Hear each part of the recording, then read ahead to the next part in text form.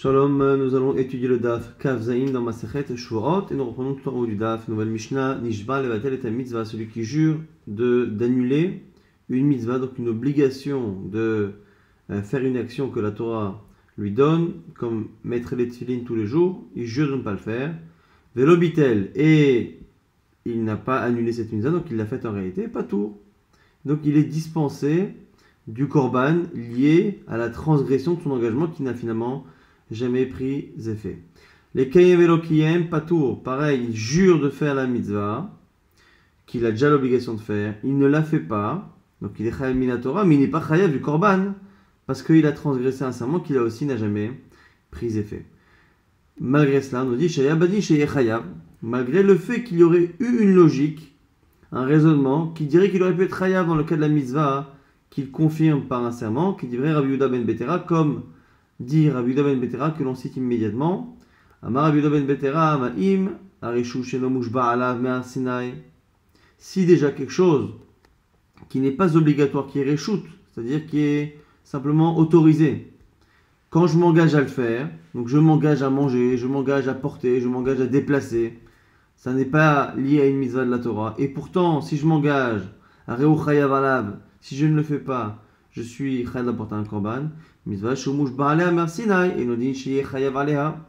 Si je jure par rapport à quelque chose qui à la base est déjà foncièrement bon, puisque c'est déjà quelque chose que Dieu m'a demandé de faire dans la Torah, normalement, a fortiori, je devrais être chayav. Cette logique-là, elle a d'être acceptée. Simplement, Chachamim oppose. Amroulo, ils l'ont dit, lo.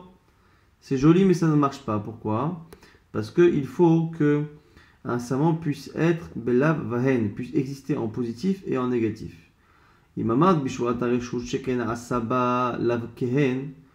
Shvat areshut, quelque chose qui est obligatoire, je peux dire que je fais, je ne fais pas. Je mange pas. Je porte pas. Je déplace, je ne déplace pas. Ça, je peux le trouver belav vahen. Thomas bishvat mitzvah shelo asaba lav vahen. Alors que si c'est une mitzvah que je suis en train de confirmer, je ne peux pas retrouver la même chose en négatif en disant je jure de ne pas la faire. Chez Nishba levatel velobitel pato, puisqu'on sait très bien que si il jure de ne pas faire la mitzvah, là selon tout le monde ça ne marche pas. Et donc ici la discussion entre Rabbanan et Rabbi Yehuda ben Betera est sur justement ce haïnyan-là de Lav Vahen. La Gemara expliquera à la fin du Daf quelle est la suite plus ou moins de cette discussion. En tout cas ce que l'on voit ici, c'est que selon Chachamim, le fait de jurer contre une mitzvah, ça ne marche pas, et le fait de jurer en confirmant une mitzvah ne marche pas non plus. Alors sur Rabbi ben Betera, ce deuxième cas fonctionne. On apporte une braïta Tano Rabbanan Yachol Nishba levatel et mitzvah velobitel yechayav. On aurait pu penser que celui qui jure contre une mitzvah, il serait engagé, yechayav tamulom al Torah disant lehara ou lehitiv. Celui qui parle, qui s'engage, tishava lehara de manière négative ou lehitiv de manière positive. Et pourquoi on les met les deux ensemble? Pour nous montrer que les deux doivent se ressembler. Mahatava reshut. Afara reshut. De la même manière que ce qu'on appelle ici hatava, le fait de jurer pour se faire du bien, je jure de manger, je jure de faire quelque chose de bien, c'est quelque chose qui est reshut, c'est quelque chose qui est obligatoire, qui n'est pas lié à une mitzvah. Afara, ici même le mal que la personne se fait doit être reshut. Otsi nishba levatel et mitzvah velobitel sheupato. Et donc du coup, ça m'exclut celui qui jure de ne pas faire une mitzvah. Maintenant, le cas inverse, j'aurais pu penser que celui qui jure de confirmer une mitzvah serait chayav. Encore une fois, la relative, mara'a, reste de la même manière que celui qui jure pour quelque chose qui lui fait du mal, il faut que ce soit quelque chose de toléré et non pas lié à une mitzvah, comme le fait de s'interdire quelque chose à manger que la Torah interdit déjà. Afatava, reshout même le bien qui se fait, il faut que ce soit reshout et pas une mitzvah. Otinishba lekem et mitzvah. Et l'okiyem, patour, ça exclut celui qui confirme une mitzvah par un serment, qu'il est donc lui aussi patour. Donc on a ici, grâce à l'expression les rares ou leitiv, une limitation qui finalement nous apprend que à la fois atava, ara'a ne peut pas être quelque chose de mitzvah, et du coup après par opposition, par ekesh, on apprend que atava non plus ne peut pas être quelque chose de mitzvah. Maintenant, yachol Nishba la rale asmo veloera yachol lihepato. On aurait pu penser du coup que peut-être celui qui jure de se faire du mal, donc qui jure de se faire du mal, de se faire une blessure, on aurait pu penser qu'il n'est pas tout. Tamboloma la Torah dit non, l'era ou leitiv, matava reshut, afara reshut. On a vu que tant que c'est Réchout, Avi Nishba Lara Leatzmo Velo Era, Shachut Beyado. Et donc, du coup, celui qui se fait du bien tant que c'est autorisé, il peut. Celui qui se fait du mal tant que c'est autorisé, c'est bon aussi. Yachol, Nishba Lara Lacherim, Velo Era, Yechaya. Maintenant, celui qui a juré de faire du mal aux autres. Est-ce qu'il est Chaya s'il ne le fait pas? Tamouloma, Lara Oletiv. Non, là aussi, même restriction. Lara Oletiv. Ma Tavarishut. De la même manière que ce qui est positif, c'est quelque chose d'autorisé donc, et pas lié à une mitzvah ou à une avera. Alors qu'évidemment, le fait de faire du mal à quelqu'un, c'est quelque chose qui est interdit. Et donc, ça ne marche pas. Donc, ça rentre plus ou moins dans les vatel mitzvah ou de faire une avera. Ah, maintenant, si c'est ça. Si je ne peux pas jurer de faire du mal aux autres, alors du bien aux autres non plus, Tamouloma, Ole Etiv. La Torah dit non. Ole Etiv. Mais Zohar-Atacherim, Aked, Ploni, Velsa et Mocho, la Gemara donne un exemple, c'est quoi ici le mal qu'on peut faire aux autres? Je frapperai un tel, Velsa et Mocho, je vais lui exploser la cervelle. Ça, c'est l'exemple sympathique donné par la Gemara. En tout cas, ce que l'on voit ici, c'est que l'on estime qu'on peut jurer de faire du bien aux autres, même si le fait de jurer de faire du mal, on ne peut pas. Donc ici, il y a une limite dans ce léhara, Ol et Etiv. L'expression O, l'étif vient rajouter justement le O, atavat, acherim, même si ça n'existe pas en négatif. Donc ça l'aide d'être plus ou moins une sorte d'exception à ce principe. En tout cas, la Gemara a bien expliqué pourquoi finalement, jusqu'à présent, on a exclu la atava ou la ra'a qui est liée à une mitzvah. En sachant que tout cela part du principe dès le départ, qu'on parle de Réchout, puisqu'on a dit, de la même manière que la ra'a ou l'étif, de la même manière que atava, jurer de se faire du bien, c'est lié à quelque chose qui n'est pas une mitzvah. Donc c'est quand je jure de manger ou de faire quelque chose de bien mais qui n'est pas une obligation de manger. Alors pareil pour les rares, quand je jure de ne pas manger ou de ne pas faire quelque chose, là aussi ce sera qu'une mitzvah. Mais qui te dit déjà qu'à la base, atava c'est mitzvah? Pourquoi c'est réchout, excuse-moi. Qui te dit que c'est pas mitzvah? Mais qui te dit que les versets depuis le départ parlent de réchout? Dima bedvar mitzvah kitivé, peut-être que dès le départ, lorsque la Torah dit Onefesh kitishava, lara ou l'étif, peut-être qu'on parle de quelqu'un qui jure par rapport à une mitzvah. La Gemara dit non, le salkadatar, tu ne peux pas penser ainsi. Des beina la tava domia de ara'a, car on a besoin que la tava ressemble à la ra'a, va ra'a domia de tava, et inversement que la ra'a ressemble à la tava. La kishara la tava, alors c'est quoi le hekesh? On fait un hekesh entre les deux. Ma atava ena bebitul mitzvah, de la même manière que le fait de se faire du bien, ça ne peut pas exister par rapport à un bitul mitzvah, par rapport au fait d'annuler une mitzvah. Ça, on est tous d'accord. La question, à la limite, elle est sur le fait de faire une mitzvah. Mais bitul mitzvah, annuler une mitzvah, c'est sûr que non. Donc, se faire du bien en se dispensant d'une mitzvah, c'est sûr que ça ne marche pas. Et donc, du coup, puisque ça doit être réciproque, à Fara'a et Nabibitul mitzvah, pareil. On ne peut pas non plus se faire du mal en annulant une mitzvah. Et si on ne peut pas se faire du mal en annulant une mitzvah, comment peut-on avoir un ra'a lié à une mitzvah? Puisque le ra'a ne peut pas être lié à l'annulation d'une mitzvah, à ce moment-là, le seul moment d'avoir une ra'a qui est liée à une mitzvah, ce serait une ra'a de faire une mitzvah. Je me force à faire une mitzvah. Mais si c'est ça, ra'a, goufa, atavai, si le fait de s'empêcher de faire une avera. Donc par exemple, celui qui se ferait du mal en s'interdisant de manger pas cachère. Donc s'interdire quelque chose, c'est une ara'a dans l'absolu. Mais comme on veut le chercher par rapport à une mitzvah, donc c'est ça, quelqu'un qui s'interdirait de manger pas cachère. Donc c'est une ara'a mais lié à non plus bitul, parce que ça marche pas, mais kiyu mitzvah. Donc on va dire si ça, ara'a kufa, atavahi, c'est plus une ara'a, c'est plus mauvais, c'est bon. Puisque finalement c'est mauvais pour son corps, entre guillemets, de ne pas manger, mais c'est bon pour sa neshama. Et inversement, la kishatava la ra'a, ma ra'ayna bekiyu mitzvah, de la même manière que la ra'a, on ne peut pas trouver le mal qui est lié à kiyu mitzvah, ce qu'on vient de dire à l'instant, c'est-à-dire que si la personne se fait du mal en s'obligeant à faire une mitzvah, eh bien, donc mara, ça n'existe pas. Donc du coup, afatava, pareil, le bien qui se fait, ena, bekiomiza, on ne peut pas trouver de bien qui se fait par le kiomiza. Donc on ne peut pas se faire du bien en se disant, voilà, je vais faire telle mitzvah de manger, par exemple la mitzvah de manger, donc de la matzah, ça fait du bien de manger, donc je jure de manger, donc ça n'existe pas. Alors du coup la Gemara dit atava gufa arai, et là dans ce cas-là, la seule manière d'avoir finalement une atava, un bien qui serait lié à une mitzvah, si c'est pas un bien qui est lié à l'accomplissement du mitzvah, ce serait un bien qui serait lié à l'annulation du mitzvah, donc je me débarrasse finalement d'une mitzvah et en m'engageant par une atava, à ce moment c'est atava gufa arai, c'est une atava pour le corps mais c'est mauvais pour la neshama, et donc du coup on ne trouve pas finalement quelque chose qui puisse être équivalent à la fois dans le bien et à la fois dans le mal. C'est pour ça que dès le départ, les hara ou les hétiv ne peut pas réellement parler de mitzvah.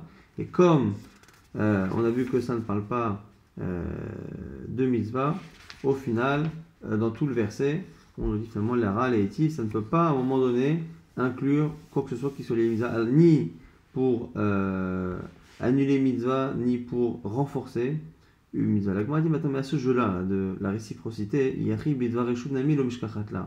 tu pourras avoir un problème même avec ce qu'on appelle d'avoir un reshut, c'est-à-dire que les choses ne sont pas objectivement toujours bien ou pas bien. On a parfois le fait de jurer de manger. Il y a des aliments qui peuvent être bons pour la santé, d'autres qui ne sont pas bons pour la santé, d'autres qui peuvent être bons à court terme, mauvais à long terme, bons en petite quantité, mauvais en grande quantité. Donc du coup, est-ce que tu as vraiment à chaque fois quelque chose qui, quand tu dis je jure que je mange, c'est forcément bon, et sinon si je jure de ne pas manger, c'est forcément mauvais, c'est pas évident. Donc la Gemara met de côté finalement cette preuve-là et dit autre chose. Et là, mideit tarich o les rabot atavat acherim, à cause du limoud qu'on a vu tout à l'heure, qui a dit que o les hara o les etiv le o les rabot atavat acherim, c'est venu pour rajouter, m'apprendre le cas où je jure de faire du bien aux autres. Normalement, je ne peux pas avoir un serment qui n'existe que dans le positif et pas dans le négatif. Or ici, si je jure de faire du mal aux autres, ça ne marche pas. Si je jure de faire du bien aux autres, ça marche. Pourtant, ça ne marche pas les haram, ça marche les hétiv. D'où de l'expression o, qui est marquée entre o. Les haram, faire du mal, ou bien faire du bien. Et donc du coup, ce o là, ça nous apprend les rabot, atavat, acherim. Shma, minavidvar reshut ktive. C'est la preuve ici qu'on ne peut parler dans le verset que de dvar reshut. Du fait qu'on ait fait cette dracha de l'era ole etiv, l'era bot atavat achirim, ça ne peut être justement que parce qu'on parle de reshut. Pourquoi? Des is al kadata bidvar mitzvah ktive. Car si le verset parlait de dvar mitzvah, c'est-à-dire que l'ehara ole etiv, c'est pour une mitzvah, celui qui jure de se faire du mal par rapport à une mitzvah, de se faire du bien par rapport à une mitzvah. Donc c'est-à-dire qu'on tolère déjà qu'il transgresse une mitzvah par un serment. Si c'est ça, à ce moment-là, ça veut dire que du coup, je pourrais jurer les haras de faire du mal aux autres. Donc, puisque si le verset parlait de mitzvah, les haras, ce serait faire du mal même dans le cadre du mitzvah, et donc quand je jure de frapper l'autre, ça devrait être bon. Si déjà, quand je jure de faire du mal à l'autre, ça marche, a fortiori, jurer de faire du bien aux autres. Et donc, du coup, l'expression oh, les rabotes pour rajouter le fait de faire du bien aux autres, ça n'a pas de sens. Du fait qu'on ait eu besoin de dire que oh, ça me rappelle le cas où je fais du bien aux autres, et bien la preuve qu'on ne peut pas lire le verset comme étant un verset qui parle de mitzvah, sinon depuis le départ, on aurait le droit même de faire du mal aux autres, et donc a fortiori de faire du bien. Au passage, la Gemara essaye d'étudier cette dracha de oh, ce oh, a priori, la Gemara dit mais on en a besoin. On a besoin de ce haut pour séparer les deux notions, les ra ou les hétiv, que c'est bien l'un nous l'autre, et non pas l'un et l'autre. La Gemara dit non, on n'a pas besoin. On n'a pas besoin de séparer avec le haut. Pourquoi? Alors la Gemara dit ça dépend. Selon Rabbi Yonatan, ça va. Là, Rabbi Yoshia, selon Rabbi Yoshia, il y a un problème avec la mémoire, que vas-tu dire? Des Tanya Senbraïta. Ish Ashaï Kalel et Aviv Ve'etimo, un homme qui maudit son père et sa mère. Alors, Eni est là, Aviv Ve'imo. J'aurais pu penser qu'on parle de celui qui maudit les deux. Aviv Ve'lo Imo, s'il maudit son père sans sa mère, Imo Ve'lo Aviv, sa mère sans son père. Minaïdo, on sait, Tamoulomar, la Torah dit Aviv Ve'imo Kilel. La Torah dit après, son père et sa mère, il a maudit. Aviv Kilel Ve'imo Kilel. La répétition nous apprend que l'un ou l'autre, c'est suffisant, dit vrai Rabbi Yoshia. Donc on voit que selon Rabbi Yoshia, si on ne précise pas une seconde fois son père et sa mère, A priori, une liste, son père et sa mère, ça veut dire les deux cumulés, il faut absolument les deux, non pas l'un et l'autre.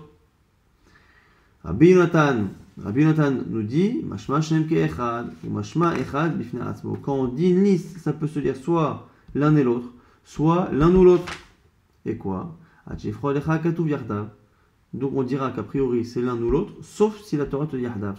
Si la Torah avait dit qu'un homme, Hashekelel Taviv et Imo Yahdav, qui maudit son père et sa mère ensemble, là il faudrait les deux. Mais comme c'est pas marqué Yahdav, a priori c'est l'un ou l'autre. Donc on a bien une marque ici Rabbi Yonatan, Rabbi Yoshia.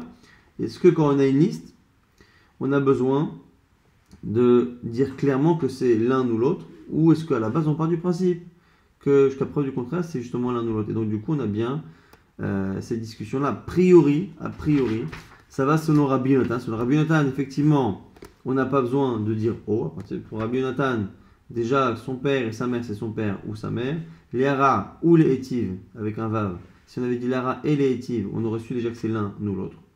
Donc effectivement le o étant trop, c'est pour ça qu'on dit o la rabot atavat acherim. Par contre c'est Rabbi Yoshia, où dans le cas là-bas de la malédiction du père et de la mère, on a eu besoin de répéter. Ici, le O est utilisé. S'il est utilisé, comment apprend-on O la tavat acherim, la gmadia philotema, Rabbi Yoshia, même selon Rabbi Yoshia. Ça va là que Rabbi Akiva, il pense comme Rabbi Akiva des Daresh, Ribouille ou Miaouté, comme on l'a vu hier, qui est Doresh, Ribouille ou Miaout. Ribouille ou Miaout, et du coup, la Gemara dit Yamar Bishlam Mavet Vareshut Ktive, mais Maed Bar Mitzvah. Pourquoi? Parce que si à la limite, tu comprends que le verset parle de Dvar Arishut, de quelque chose qui est autorisé et non pas Bar Mitzvah. Et donc du coup, on rappelle que Ribouille, Miaout ou Ribouille, ça nous apprend à la fin que on inclut tout, Riba Akol, sauf ce qui a été exclu par le cas du milieu. Alors si le cas du milieu parle de Dvar Arishut, quelque chose qui n'est pas une mitzvah, la relative, c'est exclu tout ce qu'il y a une mitzvah.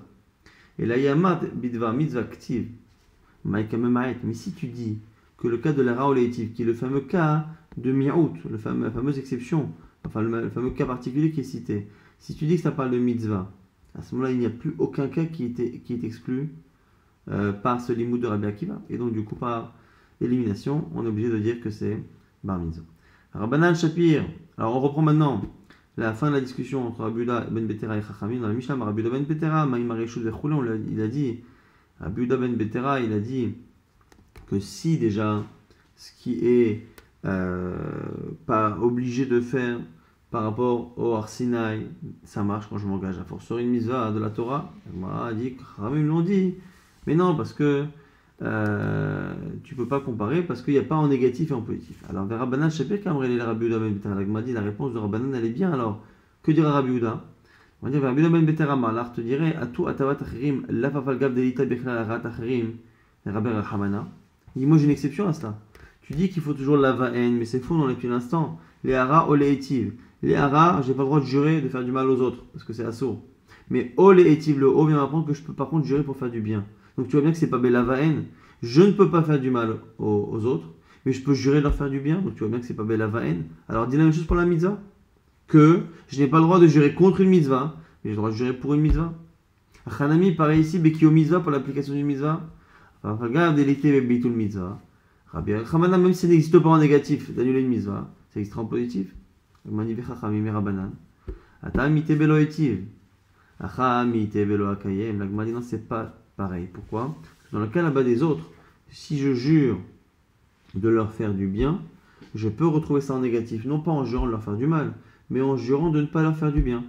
Je jure de leur rendre service, je jure de ne leur pas rendre service. Je n'ai jamais à un moment donné contredit ou répété une mitzvah. Alors que dans le cas de la mitzvah, si je jure de faire la mitzvah, l'équivalent serait pas de jurer de faire une avera, mais serait de jurer de ne pas faire la mitzvah. Et là, ici, ça pose un problème. Donc, c'est la fin de la discussion entre Rabbanan et Rabbi Yehuda ben Betera. Nouvelle Mishnah. Shua shelo chal ki karzo, shua shelo chalenna, shua shelo chalenna, vachala eno chayav alachat. Celui qui jure de ne pas manger ce morceau de pain, celui qui jure de ne pas le manger et qui répète une seconde fois qu'il jure de ne pas le manger, s'il le mange, il sera chayav que d'un seul korban, parce que le deuxième serment n'a pas pris effet. Et voici le type de serment par la parole sur lequel on est chayav makot des coups si on l'a fait exprès Et sur le cas de Shogeg, Korban Olev Yored, le fameux Korban Khatat, dont la valeur dépend de ce que peut payer le coupable. Shvoat Shav, maintenant un serment en vain. Chayavin al Zdonamakot ve al Shigigata Patour. Comme on verra un peu plus tard dans la Mishnah, le Shvoat Shav, c'est Makot pour celui qui fait exprès, mais il n'y a pas de Korban pour celui qui l'a fait par inadvertance. L'Agma dit là-bas, les limités Shvoat Shel Ochal, Shvoat Shel Ochelen. L'Agma dit on change de formule. Je jure de ne pas manger, je jure de ne pas le manger. L'Agma au passage nous explique les petites nuances. C'est pour nous apprendre que c'est dans l'ordre. Je jure de ne pas manger ce morceau, je jure de ne pas le manger. Dans ce cas-là, effectivement, il n'y a qu'un seul serment. Mais s'il avait dit l'inverse, et là, celui qui dit au départ, je jure de ne pas le manger, après il dit, je jure de ne pas manger, mais chayev, tarté, il serait chayev deux fois. Pourquoi? Comme dit Rava Damarava, Shwa shelochal ki karzo, celui qui jure de ne pas manger ce morceau de pain, qui va shachal memina kazaït, chayav, il est chayav à partir de kazaït. Shelochena de ne pas le manger, la shachal kula, il sera chayav que s'il mange tout. Et donc du coup, on voit que la quantité sur laquelle on est chayav change, et donc en fonction de l'ordre dans lequel on a prononcé les deux engagements, on peut avoir un engagement qui finalement rajoute sur le premier ou pas. Et dans le cas où le deuxième rajoute, comme on l'a vu, que c'est dans ce cas-là qu'on dira qu'il y a oui un deuxième issour qui est chal. On avait dit que celui qui jure de ne pas manger et qui répète une seconde fois, il est chal que d'une seule fois. Sauf qu'à un moment donné, on a cité deux expressions la même. Celui qui jure de ne pas le manger. Donc chez l'ochal, chez l'ochelena, on a vu que ça nous apprenait la nuance entre les deux, qu'un c'est chayav et kazaït, l'autre c'est chayav quand il le mange en entier. Mais là ici, shvoa shel ochelena, ceux qui répètent deux fois la même formule, c'est évident que ça ne marche pas. À tout la mali, pourquoi tu me l'apprends? Je vais t'apprendre quelque chose. Chiyuva ou deleika, ashwa ika. Il n'y a pas de chiyuv, il n'y a pas de sanction, il n'y a pas de conséquence à l'achik, mais il y a un serment. Alors, l'agma peut se poser la question légitimement, ça veut dire quoi? S'il n'y a pas de conséquence, en quoi il y a un serment? Puisque a priori un serment ne peut se concevoir que parce qu'il y a une conséquence à l'Afrique X ou Y. L'agma explique car si la place se libère, chayla, ça prend effet. Le maïcheta, quelle est la conséquence à l'Afrique?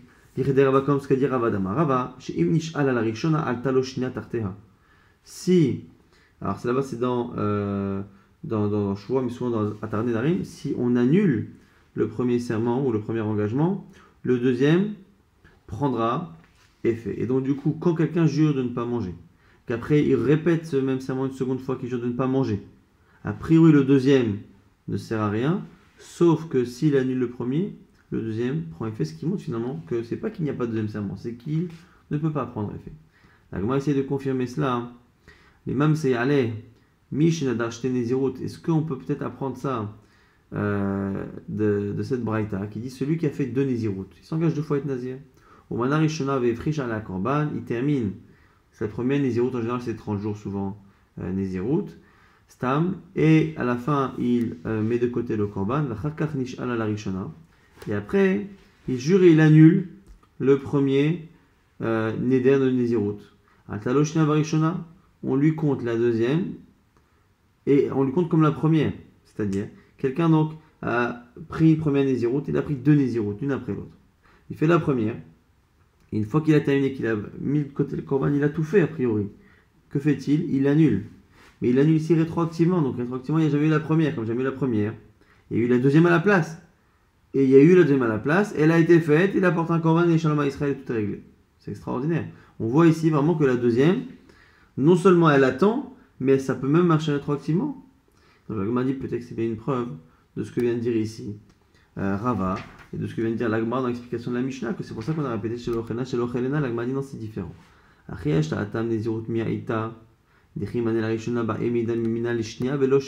c'est spécial. Parce que là-bas on n'a jamais dit que la Nézirut n'existait pas. Celui qui dit je prends une Nézirut, après il dit je prends une Nézirut, comme chacune de ces 30 jours, on dit quoi à la base? Même s'il n'avait pas annulé la première, on aurait dit fais 30 jours. Donc tu fais 30 jours, tu recommences une deuxième. Donc dès le départ, il n'y a pas réellement de répétition. Puisque une Nézirut c'est 30 jours, celui qui prend une deuxième Nézirut, ce sera en 30 jours, encore après à prendre. Mais il n'y a pas de réelle répétition. Alors que dans notre cas, celui qui dit je jure aujourd'hui de manger ce pain, qui après dit je jure aujourd'hui de manger ce pain, il y a une vraie répétition.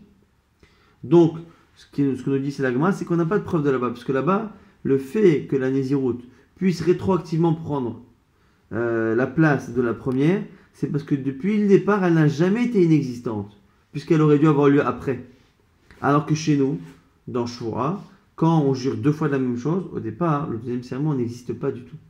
Et du coup, c'est plus compliqué d'imaginer que si on annule le premier, le deuxième prenne effet. Chez nous, c'est spécial, Shura Shnia Meitakla, alors qu'au départ, la deuxième Shura ne prend pas du tout effet. On va laisser ça, la suite pour le DAF de demain. On va rapidement essayer de résumer ce DAF-là, même si dans la Shakla Vetaria, dans la discussion, dans l'explication, c'était un peu complexe, on va au moins essayer de sortir avec un résumé qui normalement, techniquement, n'est pas si compliqué. On a vu dans la Mishnah que celui qui jure de confirmer ou d'annuler une mitzvah, ça ne fonctionne pas, ça c'est Chachamim. Rabbi Ben Peter a dit qu'on ne peut pas jurer contre une mitzvah, d'annuler une mitzvah, mais on peut jurer de la confirmer. Selon lui, c'est un raisonnement a fortiori. Puisque déjà, quand la Torah s'en fiche, on a le droit de s'engager, a fortiori, sur la Torah nous demande de le faire. C'est encore plus important. Et là-dessus, on a une discussion avec Rachamim en disant mais non, on ne peut pas, parce qu'il faut que ce soit Belavaen. Il faut que ce soit en positif et en négatif. Je jure de faire, il faut que je puisse jurer aussi de ne pas faire. Or, une mise on ne peut pas le faire, selon tout le monde.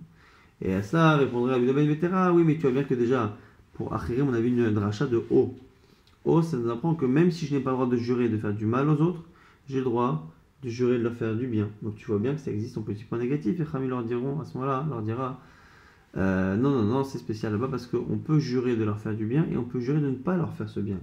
Et donc, du coup, c'est bien Belav Vaen. Maintenant, on a dit d'où on sait qu'on ne peut pas avoir finalement un serment qui est lié au fait justement de transgresser une mitzvah. D'où on sait que non, c'est parce que il faut que ça ressemble au reste du verset Lara Olaïti, il y a une partie qui est pour Réchout sans mitzvah. Et donc, du coup, on voit que pour que ce soit transposable de l'autre côté, puisqu'on ne peut pas jurer de contredire une mitzvah, on ne peut pas jurer non plus de répéter la mitzvah, si on ne peut pas jurer de répéter, on ne peut pas non plus contrer. Donc, on voit que ça va dans les deux sens. Sauf que tout cela ne fonctionne que si à la base le verset de Lara Olaïti ne parle que de Réchout, donc quelque chose qui est autorisé, non pas quelque chose qui est lié à une mitzvah. D'où on sait que l'ara relative, depuis le départ, ne parle que de Réchout et non pas de mitzvah. On a deux possibilités. Soit un raisonnement, parce qu'on a dit O, puisque on sait que O, c'est pour ajouter le cas de celui qui fait du bien aux autres. C'est-à-dire que depuis le départ, c'est pas inclus. Or, si on avait lu le verset comme étant un passou pour une mitzvah, on aurait dit déjà que l'ara, c'est une autorisation de jurer de faire du mal aux autres. Et si je peux jurer de faire du mal aux autres, a fortiori de leur faire du bien, donc j'aurais pas besoin de O. Ça, c'est une première preuve. Maintenant, pour ceux qui pensent que O est utilisé, comme Rabbi Yoshua a utilisé pour nous apprendre que c'est l'un, nous l'autre, parce que sinon, j'aurais dit que c'est l'un et l'autre, comme pense Rabbi Yoshua dans toute la Torah, entre autres dans l'histoire là-bas de Kililat Aviv avec Imo.